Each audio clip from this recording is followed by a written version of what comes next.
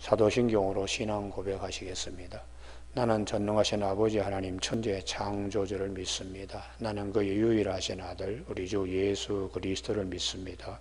그는 성령으로 잉태되어 동정녀 마리아에게서 나시고 본디오 빌라도에게 고난을 받아 십자가에 못 박혀 죽으시고 장사된 지 사흘 만에 죽은 자 가운데 다시 살아나셨으며 하늘에 오르시어 전능하신 아버지 하나님 우편에 앉아 계시다가 거기로부터 살아있는 자와 죽은 자를 심판하러 오십니다. 나는 성령을 믿으며 거룩한 공교회와 성도의 교제와 죄를 용서받는 것과 몸의 부활과 영생을 믿습니다. 아멘. 오늘 아침에 하나님께서 우리 모두에게 주시는 생명과 진리의 말씀은 시편 40편 11절에서 13절 말씀입니다. 11절 말씀, 여호와여 주의 공류를 내게서 거두지 마시고 주의 인자와 진리로 나를 항상 보호하소서. 수많은 재앙이 나를 둘러싸고 나의 죄악이 나를 덮침으로 우러러 볼 수도 없으며 죄가 나의 머리털보다 많으므로 내가 낙심하였음이니이다. 여호와여 은총을 베푸사 나를 구원하소서. 여호와여 속히 나를 도우소서. 아멘. 오늘 말씀 13절, 여호와여 은총을 베푸사 나를 구원하소서. 여호와여 속히 나를 도우소서. 긍휼과 은총이 많으신 하나님이라는 제목으로 말씀을 나누겠습니다. 우리는 하나님은 어떤 분이신가? 요한일서 4장 8절에 하나님은 사랑이시라고 말씀하고 있습니다. 특별히 요한일서 4장 19절에 그가 먼저 우리를 사랑하셨다고 말씀하십니다. 먼저 우리를 사랑하실 수 있는 일은 그분이 긍휼, 우리를 불쌍히 여기시는 마음을 가지고 계시는 분이기 때문입니다. 그래서 우리가 하나님의 긍휼을 제일 먼저 알아야 됩니다. 하나님은 우리를 불쌍히 여기시는 분이라고. 하나님의 긍휼을 모르면 하나님의 사랑을 모르는 것입니다. 하나님의 사랑을 모르면 하나님의 은혜도 모르는 것입니다. 결국 하나님의 은혜를 모르는 것은 하나님을 모르는 것이 됩니다. 하나님의 은혜를 아는 자는 하나님의 사랑을 아는 자요. 하나님의 사랑을 아는 자는 하나님이 어떤 분이신가? 하나님은 우리를 불쌍히 여기시는 분이라는 긍휼의 하나님에 대한 믿음을 갖는 것입니다. 그래서 히브리서 기자는 우리가 어려움을 당할 때에 내 자신이 뭘 했는데 이렇게 나 중심으로 생각하면 죄진 것밖에 없지요. 충성하지 못하고 게을렀던 거 뭐 등등 이런 것들이 나를 자꾸 기억나게 하면서 나의 힘을 자꾸 빼는 겁니다. 그래서 히브리서 4장 16절에 그러므로 우리는 긍휼하심을 받고 때를 따라 돕는 은혜를 얻기 위하여 은혜의 보좌에 담대히 나갈 것이라. 제일 먼저 불쌍히 여기시는 하나님을 기억하라는 거예요. 왜 그런가? 히브리서 4장 15절에 우리에게는 대제사장이 우리에게 있는 대제사장은 우리의 연약함을 동정하지 못하시는 이가 아니요 모든 일에 우리와 똑같이 시험을 받으시니로되 죄 없는 분이시라고. 그래서 우리를 불쌍히 여기실 줄 안다는 것이에요. 그러므로 우리는 긍휼하심을 받고 때를 따라 돕는 은혜를 얻기 위하여 은혜의 보좌에 담대히 나갈 것이라고 말씀하고 있습니다. 예수님께서 오셔서 많은 사역을 하셨는데 그 사역의 밑바탕에는 우리를 불쌍히 여기는 마음이 깔려 있습니다. 그래서 마태복음 9장 35절에 예수께서 모든 도시와 마을에 두루 다니시며 4. 그들의 회당에서 가르치시며 천국 복음을 전파하시며 백성 중에 모든 병과 모든 약한 것을 고치시니. 회당에서 가르치는 교육, 천국 복음을 전파하는 전도, 백성 중에 모든 병과 약한 것을 고치시는 치유, 이렇게 교육과 전도와 치유, 이 세 가지 사역의 밑바탕에는 마태복음 9장 36절 무리를 보시고 불쌍히 여기시니, 불쌍히 여기시는 마음. 그래서 예수님께서 십자가상의 7번의 기도, 가상 7언, 그 첫 번째가 국률입니다. 누가복음 23장 34절에 이에 예수께서 이르시되 아버지 저들을 사하여 주옵소서 자기들이 하는 것을 알지 못함이니이다. 죄가 횡행하고 사망의 왕노릇하는 곳에서 죄에게 자기 자신을 드리는 불의의 무기로 쓰임받는 것도 모르고 얼마나 불쌍한 존재인가. 그래서 예수님께 십자가상에 올라가서 제일 첫 번째 한 기도가 저들을 사하여 주옵소서 자기들이 하는 것을 알지 못함이니. 그래서 사도 바울은 에베소서 2장에서 우리는 본래 진노의 자식이었는데 무엇 때문에 구원받을 수 있는가? 긍휼하심 때문이야. 우리를 불쌍히 여기는 마음 때문에. 그래서 에베소 2장 4절에 긍휼이 풍성하신 하나님이 우리를 사랑하신 그 큰 사랑을 인하여 허물로 죽은 우리를 그리스도와 함께 살리셨고, 긍휼이 풍성하신 하나님, 그 하나님으로부터 유출되는 하나님의 사랑은 긍휼의 셈에서 하나님의 사랑이 유출되었다고. 긍휼과 사랑, 하나님의 긍휼과 하나님의 사랑은 동전이 앞뒤와 같습니다. 긍휼이 풍성하신 하나님이 우리를 사랑하신 그 큰 사랑을 인하여 허물로 죽은 우리를 그리스도와 함께 살리셨다고요. 그래서 에베소 2장 8절에 너희는 그 은혜로 인하여 믿음으로 말미암아 구원을 받았으니 이것은 너희에게서 난 것이 아니요 하나님의 선물이라고. 우리가 이 긍휼, 하나님의 사랑, 은혜, 이게 다 그냥 서로 연관되어 있습니다. 그래서 우리가 하나님은 긍휼을 베푸시는 분이요 은총을 베푸시는 분이시기 때문에 다윗은 11절 여호와여 주의 긍휼을 내게서 거두지 마시고 나를 불쌍히 여기시고 긍휼하심을 베풀어 주셔서 때를 따라 돕는 은혜를 얻기 위하여 은혜의 보호자에 담대히 나가야 되는데 11절에 여호와여 주의 긍휼을 내게서 거두지 마시고 주의 인자와 진리로 나를 항상 보호하소서. 언약적인 사랑, 헤세드, 사랑이죠. 진리로 나를 항상 보호하소서. 수많은 재앙이 나를 둘러싸고 나의 죄악이 나를 덮침으로 우르르 볼 수도 없으며 내가 한 행위로 하나님께 나가는 것이 아닙니다. 오직 은혜로 긍휼이 많으신 불쌍히 여기시는 하나님의 그 긍휼하심과 사랑, 그것 때문에 하나님 바라보는 것이죠. 우르르 볼 수도 없으며 죄가 나의 머리털보다 많음으로 내가 낙심하였음이니이다. 여호와여 은총을 베푸사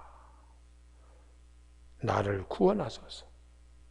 우리가 긍휼이 많으신 하나님, 이 하나님의 눈으로 내 자신을 보는 아침이 되기를 바랍니다. 하나님의 마음으로 내 자신을 보고 또한 나뿐만 아니라 이웃도 볼 수 있어야 돼요. 내 자신을 볼 때는 하나님의 눈으로, 긍휼의 눈으로 내 자신을 보는 것은 내가 얼마나 죄인인가를 깨닫게 되는 것입니다. 그래서 사도 바울은 내가 죄인의 계수였다고 디모데전서 1장 15절에서 말씀하세요.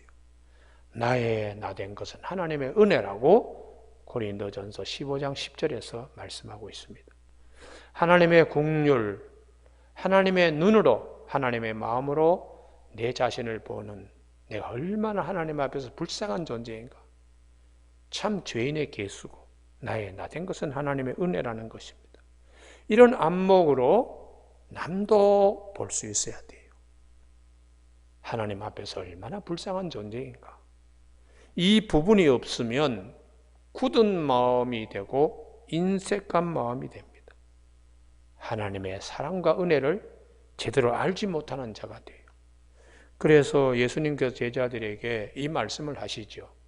마태복음 18장에 보면 베드로가 예수님께 용서에 대한 질문을 합니다. 7번 해주면 충분하지 않겠느냐고. 그때 주님께서 마태복음 18장 21절에서 7번을 7번까지라도 하라고 말씀하죠. 그러면서 비유로 1만 달란트 빚진 자, 임금에게부터 1만 달란트 빚진 자, 이 한 달란트가 노동자의 6,000일 노임입니다. 그래서 1달란트는 하루 노임 한 데나리온을 칠 때 6,000데나리온에 해당되니까 이 한 달란트는 노동자가 30년, 20년 정도의 노임을 모아야지 얻을 수 있는 것인데 그게 1만 달란트니까 얼마나 많은 빚입니까? 그런데 한순간에 임금님이 다 탕감해 줬어요. 그리고 그 임금님 앞에서 정말 이 은혜를 입은 이 동관이 길거리에 나서자마자 자기에게 100데나리온 빚을 진 자의 멱살을 잡고서는 빚을 갚으라고. 그러면 갚지 못하니까 감옥에다가 그 동관을 들어가게 했다는 것을 임금이 듣고서는 아주 진노했다고요. 주님이 그 비유를 하십니다. 하나님의 분노, 은혜를 모르는 것, 긍휼을 잊고서도 긍휼을 베풀지 못하는 것. 그래서 예수님께서 마태복음 18장 35절에 너희가 각각 마음으로부터 형제를 용서하지 아니하면 나의 하늘 아버지께서 너희에게 이와 같이 하시리라. 긍휼히 여기는 마음을 주님께서 강조하셨습니다. 그래서 우리가 마태복음 5장 7절에 긍휼히 여기는 자는 복이 있나니 그들이 긍휼히 여김을 받을 것이라. 우리가 이웃에게 사람에게 긍휼을 베풀면 하나님께서 더 많은 긍휼을 우리에게 베풀어 주시는 이 하나님의 신령한 은혜의 세계를 알게 말씀하셨어요. 그래서 우리 산상순 팔복 가운데 긍휼, 마태복음 5장 7절 긍휼히 여기는 자는 복이 있나니 남에게 긍휼한 마음을 대하는 것 대단히 중요하다고 가르쳐주고 있습니다. 올 한 해에 긍휼의 하나님, 긍휼한 마음으로 우리 마음이 더 지경이 넓혀지는 한 해가 되길 바랍니다. 그리고 이제 마지막 세 번째에 나의 믿음보다 더 큰 은혜를 베푸시는 하나님이세요. 13절 여호와여 은총을 베푸사.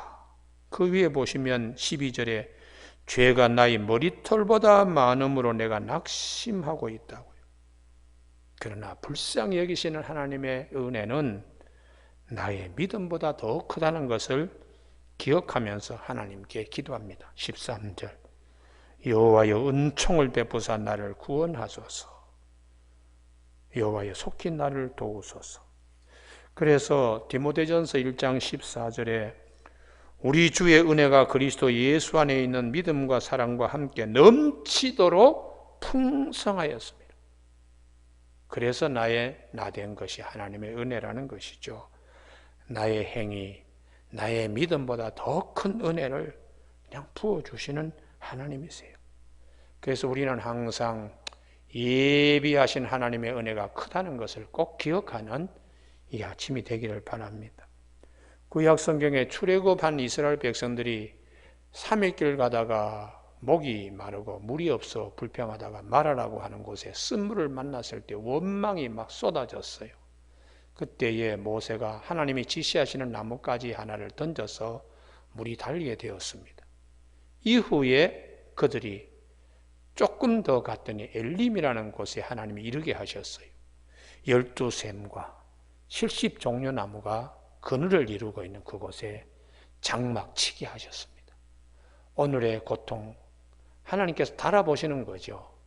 그래서 이 예비해 두신 은혜 엘림 70종려가 있고 12샘이 있는 엘림을 앞에 하나님이 예비해 두셨는데 하나님께서 홍해에서 구원해 주신 은혜도 잊어버리는 거예요.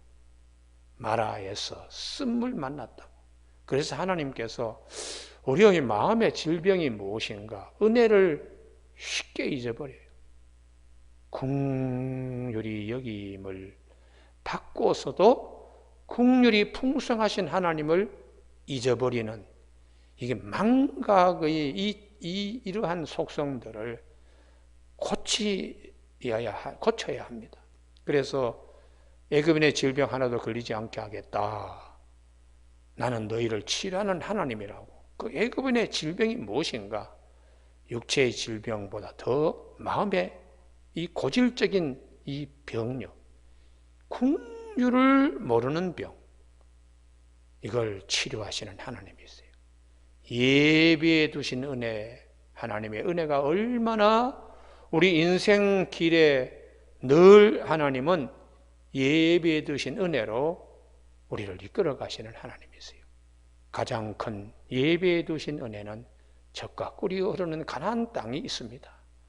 이것을 우리가 믿고 나가야 되는데 눈앞에 있는 작은 어려움 때문에 불평하고 원망하고 갈등하고 이런 이제 광야에서의 40년 여정을 우리에게 하나님은 교훈으로 말씀하십니다. 긍휼이 풍성하신 하나님, 내 믿음보다 더 큰 은혜를 예비해 두시는 하나님의 은혜, 이걸 기억하는 오늘 아침 꼭 되기를 주님의 이름으로 축복합니다. 기도하시겠습니다.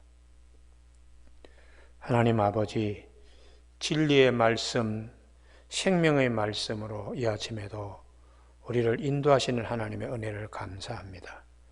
긍휼과 사랑과 자비와 은혜가 풍성하신 하나님 앞에 때를 따라도 없는 은혜를 얻기 위하여 은혜의 보좌에 담대히 나가는 우리 모두가 되는 아침 되게 하시고 예비해 두신 하나님의 은혜가 얼마나 큰 것인가를 꼭 기억하는 이 아침 되게 하여 주시기를 원하오며 예수님의 이름으로 기도드립니다. 아멘. 주님 가르친 기도로 마치겠습니다. 하늘에 계신 우리 아버지, 아버지의 이름을 거룩하게 하시며 아버지의 나라가 오게 하시며 아버지의 뜻이 하늘에서와 같이 땅에서도 이루어지게 하소서. 오늘 우리에게 이루어갈 양식을 주시고 우리가 우리에게 잘못한 사람을 용서하여 준 것 같이 우리 죄를 용서하여 주시고 우리를 시험에 빠지지 않게 하시고 악에서 구하소서. 나라와 권능과 영광이 영원히 아버지의 것입니다. 아멘.